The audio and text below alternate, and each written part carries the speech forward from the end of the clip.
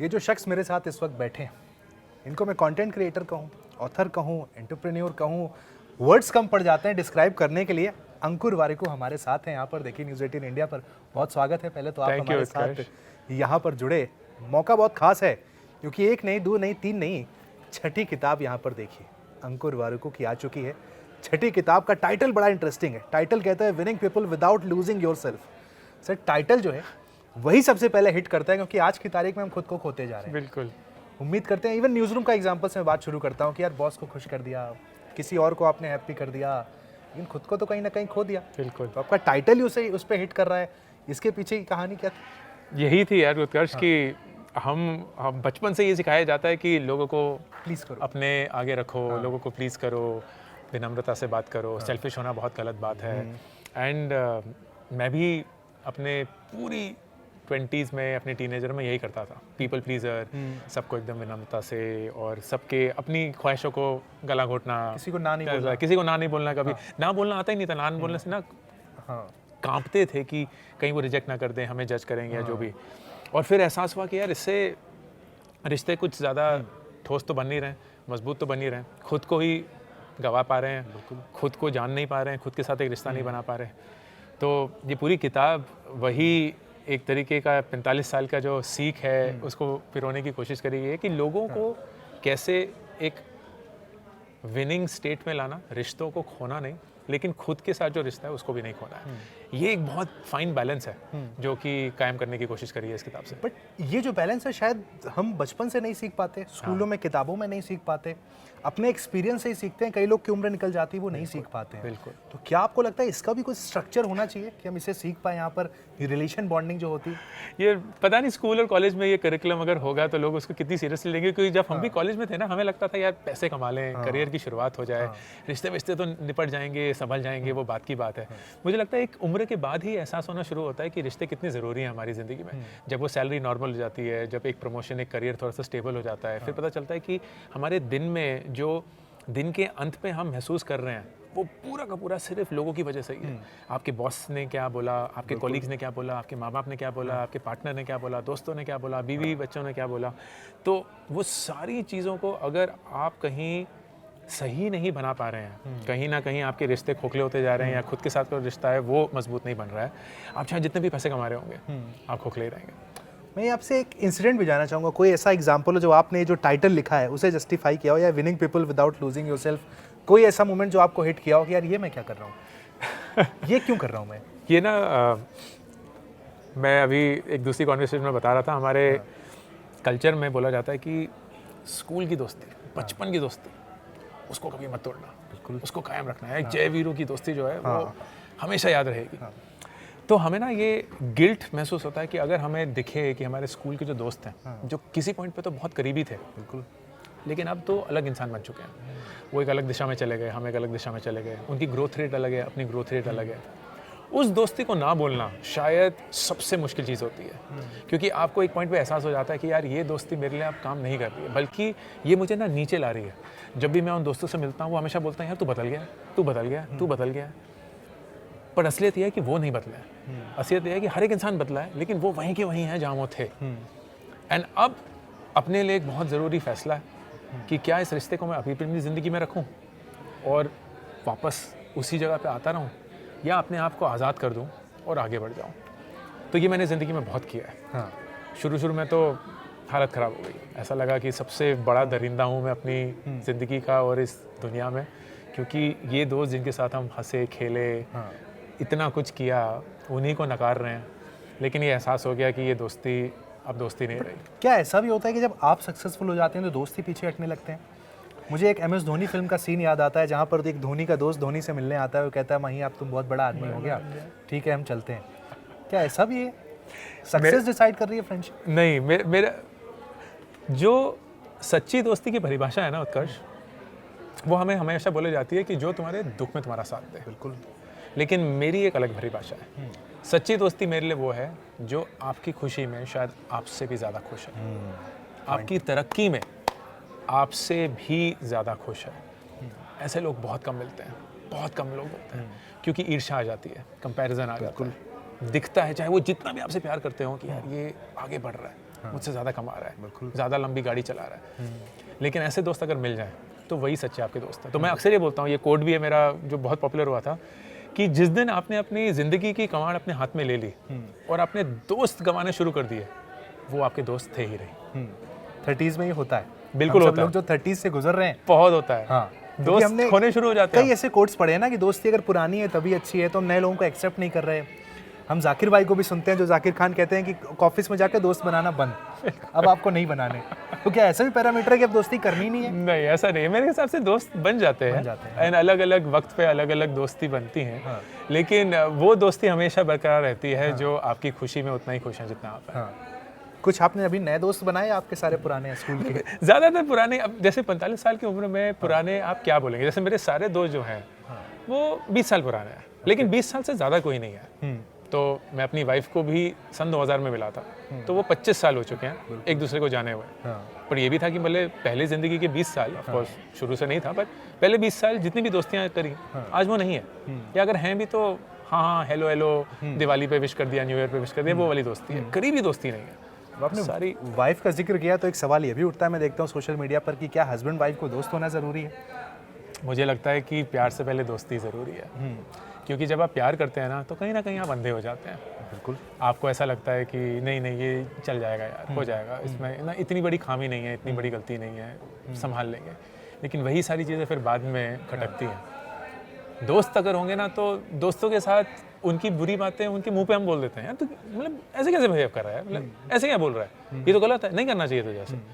तो दोस्ती में ना एक लेवल ऑफ डिफिडेंस होता है, मतलब एक रिश्ता ऐसा होता है जहां आप सच बोल सकते हैं बिना ये सोचे हुए क्या इस सच की वजह से मैं ये दोस्ती खो तो नहीं दूंगा। एग्जैक्टली।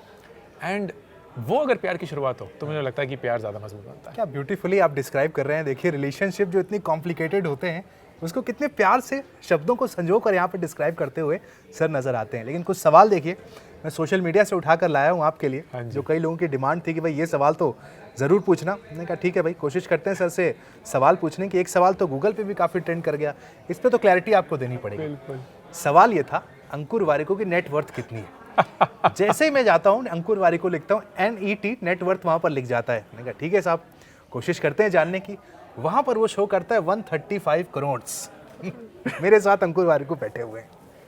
नहीं है यार, इतना कुछ नहीं है। मैं ना अपने सारे पता है बड़ी इंटरेस्टिंग चीज़ रहती है अभी, क्योंकि नोएडा में हम बैठे हैं, कहीं तो किसी आर्टिकल निकला था कि नोएडा के टॉप 10 रिचेस्ट लोग कौन है। उसमें मैं 8वें नंबर पे था।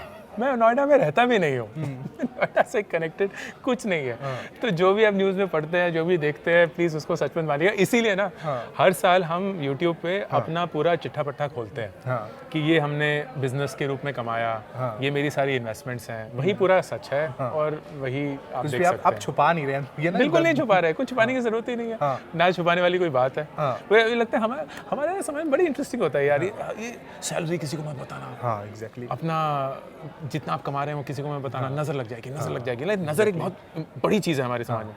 पर मुझे ऐसा लगता है कि जो इंसान सिक्योर है ना, वो बता देगा। हाँ, क्योंकि नज़र लग भी जाएगी तो वो नज़र को संभाल लेगा। क्या बात है। देखिए, रिलेशनशिप पर जितनी ब्यूटीफुली बात की है, इनकम पर भी उतनी ब्यूटीफुली बात करते हुए नजर आते हैं। एक और सवाल मेरी नज़र में यहाँ पर जो लोगों के बीच आया वो था साइड इनकम का कहना है कि हम सैलरी से तो कमा रहे हैं, हमारे उससे तो काम चल रहा है, लेकिन क्या एक दूसरी इनकम भी होनी ज़रूरी है? हर कोई तलाश कर रहा है लेकिन मिल नहीं रही है सर। ज़रूरी है, इसलिए नहीं क्योंकि आप उससे पैसे कमाएंगे, इसलिए क्योंकि आप वो सारी चीज़ें कर पाएंगे जो आप ज़िंदगी में करना चाहते हैं। क्योंकि एक जॉब पे सब कुछ डाल देना मेरे हिसाब से अनफेयर है। लाइक आप बोलते हैं यार मेरे को इस जॉब में पैसे भी चाहिए, पर्पस भी चाहिए, वर्क लाइफ बैलेंस भी चाहिए, ग्रोथ भी चाहिए, लर्निंग भी चाहिए, ये सब चीज़ चाहिए। पर ऐसा हो सकता है कि ये जॉब ये सारी चीज़ें नहीं दे सकता। शायद आपको पैसे ज़्यादा दे सकता है, ग्रोथ ज़्यादा दे सकता है, बाकी चीज़ें नहीं दे सकता। तो आप उस जॉब को मत कोसिए, फिर आप उसके साथ कुछ ऐसा करिए जो आपकी ज़िंदगी में वो संतुलन लाएगा, वो बैलेंस लाएगा जो आपको चाहिए। तो इसलिए मैं अक्सर बोलता हूँ 20s में खासकर, 30s में आते आते थोड़ी जिम्मेदारियाँ बढ़ जाती हैं, वक्त कम हो जाता है, लेकिन 20s में तो हर एक शख्स को साइड गिग्स करनी ही चाहिए। बट वो डायरेक्शन क्या है सर? एक फ्रेशर है जो कि स्ट्रगल कर रहा है, वो कहता है कि अभी उसने ऑफिस ज्वाइन किया, वो 9 से 10 घंटे वहाँ पर काम कर रहा है, उसके माइंड में तो है कि उसे कुछ और करना है, बट वो क्लैरिटी नहीं है कि वो क्या करे, कैसे करे, उसके पास वक्त नहीं है, वो अपने आप को प्रूव करने की कोशिश में लगा है कि नहीं मैं बिल्कुल परफेक्ट कैंडिडेट हूँ। वो डायरेक्शन कैसे आएगी? वो तो आप इसको ऐसे समझने की कोशिश करिए कि जो आपकी जॉब है उत्कर्ष, वो आपकी फिनेंशियल स्टेबिलिटी इंश्योर करती है। ठीक है। वो ये बोलती है कि आपकी रोज़मर्रा की जो ज़िंदगी है, खाने पीने का खर्चा है, सब कुछ रहन सहन जो है वो संभाल लेगा। ठीक है। तो किसी भी और जॉब को वो भार लेने की आवश्यकता नहीं है कि आपको फिनेंशियल स्टेबिलिटी देनी है। आप कोई काम मुफ्त में भी कर सकते हैं क्योंकि आप करना चाहते हैं। बिल्कुल। तो अब कौन कौन सी जॉब्स आपको इवैल्यूएट करनी चाहिए जो आप जानना चाहते हैं, जो आपको लगता है आप उसमें अच्छे होंगे, जो आप एक्सप्लोर करना चाहते हैं, लेकिन आप उस पर अपने प्रोफेशन की जिम्मेदारी नहीं डाल सकते क्योंकि आपको पैसे कमाने हैं जिंदगी में। तो अगर आप लेखक बनना चाहते हैं लेकिन आप वीडियो एडिटिंग कर रहे हैं, तो प्लीज़ वीडियो एडिटिंग की नौकरी करिए और रातों को लेखक बनिए। सोशल मीडिया पे वीकेंड्स पे लेखक बनिए। आपको अगर कुछ भी और पेशा करना है, आप उनको एक्सप्लोर करिए। तो क्योंकि हमारे कल्चर में डेटिंग का कॉन्सेप्ट नहीं है, हम सीधे शादी कर लेते हैं। बिल्कुल। वैसे ही हम पहली नौकरी को अपनी पूरी ज़िंदगी मान लेते हैं क्योंकि यही करना है आप। लेकिन मैं कहता हूँ कि यार करियर्स को ना डेट करिए, पता करिए कि ये करियर मेरे लिए बना है कि नहीं बना है, क्योंकि बिना करे वो कभी नहीं पता चलता कि वो करियर में वाकई में क्या होगा। आप जब यहाँ आए, आपकी पहली नौकरी थी मीडिया में जो भी थी, आपको कोई अंदाज़ा भी नहीं था। दूर से तो बहुत कुछ सुहावना लगता है, अरे क्या बढ़िया टीवी पे आएंगे, सब होगा। अंदर घुस के पता चलता है कि रोज़मर्रा की ज़िंदगी क्या है, कितनी मुश्किल है, कितनी आसान है, कितनी खूबसूरत है, कितनी नहीं है। वो करने की कोशिश करिए ताकि एक कंक्लूजन निकले, ये करना है कि नहीं करना है। ठीक है। एक और सवाल इसी पर आता है, लोग कहते हैं कि जॉब में खुश नहीं है, वो अपना एक यूट्यूब चैनल स्टार्ट करते हैं। ये भी आजकल ट्रेंड है, मुझसे भी कई लोग सवाल पूछते हैं, मैं आपसे भी जानना चाहूँगा, जॉब छोड़कर डायरेक्टली यूट्यूब पे चले जाना है, is this the right way? नहीं, बिल्कुल नहीं, बहुत बड़ी बेवकूफ़ी है। मैं अक्सर ये बोलता हूँ, quitting your job to follow your passion से घटिया एडवाइस नहीं है इस दुनिया में, क्योंकि ये प्रैक्टिकल नहीं है। बट ये रील्स पे तो लोग यही दे रहे हैं। बिल्कुल, क्योंकि वो बकता है ना, बहुत सुंदर लगता है। ऐसा लगता है कि एकदम शाहरुख खान जैसे हवाएं आ रही हैं, बाल हिल रहे हैं, आप अपना यूट्यूब वीडियो एडिटर बन चुके हैं या कंटेंट क्रिएटर बन चुके हैं। वो सब नहीं है। 2 साल की मेहनत है, उस 2 साल की मेहनत में आपको एक पैसा नहीं मिलेगा, लेकिन करना हर हफ्ते, हर दिन, हर रोज़, वो बहुत कम लोग कर पाते हैं। उतनी शिद्दत ही नहीं होती लोगों के पास। एंड उस पूरी जर्नी पे ये भार डाल देना कि अब मुझे कमाई भी चाहिए इससे, वो नाइंसाफ़ी है। तो बट राइट टाइम क्या है अगर कोई जॉब क्विट करना चाहता है? नहीं, राइट टाइम अगर आप मुझसे मांगेंगे, प्रोसेस बहुत सिंपल है। आप दिन में नौकरी करेंगे, अपनी रातों को, अपनी छुट्टियों को, अपने वीकेंड्स पे कंटेंट क्रिएट करेंगे। ओके। जिस दिन आपकी कंटेंट क्रिएशन की जर्नी आपकी डे जॉब से ज़्यादा आपको कमा के दे रही होगी, लगातार 3 महीने, तब ही आप छोड़ सकते हैं, उससे पहले एक दिन भी नहीं। वो जो फुल टाइम की बात होती है कि मैनेजमेंट नहीं हो पाएगा, ऐसा कुछ नहीं है आपके? कुछ नहीं है। कंटेंट क्रिएशन जो भी बोलता है ना फुल टाइम जॉब है, वो मुझे पता नहीं कर क्या रहा है, क्योंकि content creation full time job नहीं है। अगर आप एक ट्रैवल कंटेंट क्रिएटर है वो अलग चीज़ है, क्योंकि आपको कंटेंट बनाने के लिए ट्रैवल करना पड़ता है या आपको फूड ब्लॉगिंग करनी वगैरह। लेकिन the journey of content creation वो बिल्कुल भी डिमांडिंग नहीं है। जितना आप यहाँ मेहनत करते हैं, अगर आप कंटेंट क्रिएशन में करेंगे, आप एक अलग ही मकाम पे होंगे। क्योंकि कंटेंट क्रिएटर्स की कमाई को लेकर भी सोशल मीडिया पे कहा जाता है कि भाई बहुत पैसे यूट्यूब से आते हैं, इस तारीख को इतने पैसे आते हैं। वो भी लोगों को कहीं ना कहीं एक इन्फ्लुएंस करता है कि यार सैलरी आ रही है, वो यूट्यूब से अगर घर बैठे इतने पैसे आ रहे हैं, क्योंकि वो आसान लगता है। क्योंकि उन्होंने अभी तक किया नहीं। बिल्कुल, जब आप करेंगे तो आपको लगेगा कि इसमें भी मेहनत है। हर एक चीज़ में मेहनत होती है, आपको अपनी मेहनत चूज़ करनी है बस।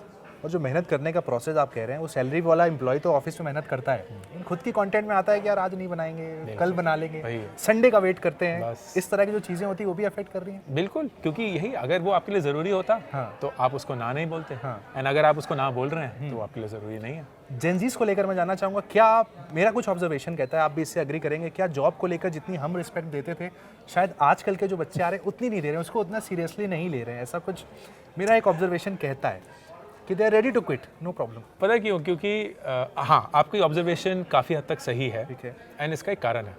कारण यह है कि हमारे माता पिता ने एक बेसिक सी तनख्वाह पे एक अच्छी ज़िंदगी बना ली। बिल्कुल, घर बना लिया, स्कूटर गाड़ी आ गई, बच्चों को पढ़ा लिया, रिटायरमेंट को भी थोड़ा बहुत संभाल लिया।